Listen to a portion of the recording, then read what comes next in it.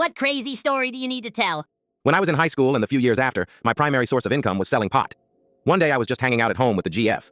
We went to the Circle K a few houses down and got some beer. The clerk, who I knew pretty well at this point, asked if he knew where I could get a dub sack. I said sure, and that I'd be back soon. I go home and forget about it. An hour or two later, I'm like, oh shit, remember? Weigh it out and go back. He had already given me the money, very important detail for later, so I waited until he had no customers.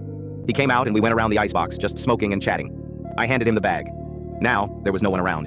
Empty lot except for this beat-up Volvo facing the record store next door.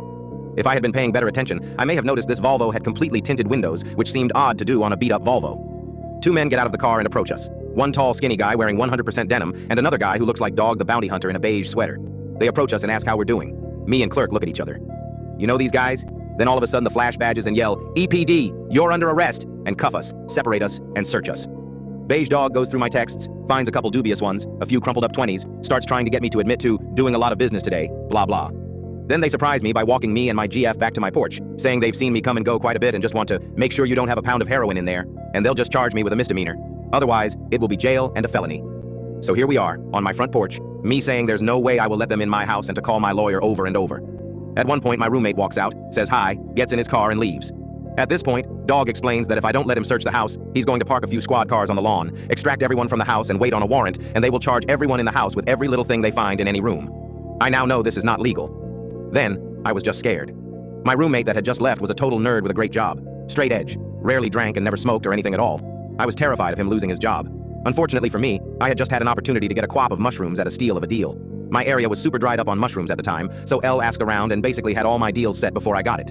This timing was perfect, because just 30 feet away on the coffee table of my bedroom was 1/4 of a LB of mushrooms, neatly weighted out into ounces and 1/8. Top that with all the pot in there. It wasn't looking pretty. So I proposed that L let one of them in to search just my bedroom and be done with it. I knew once I let them in they could do whatever, but I was out of options.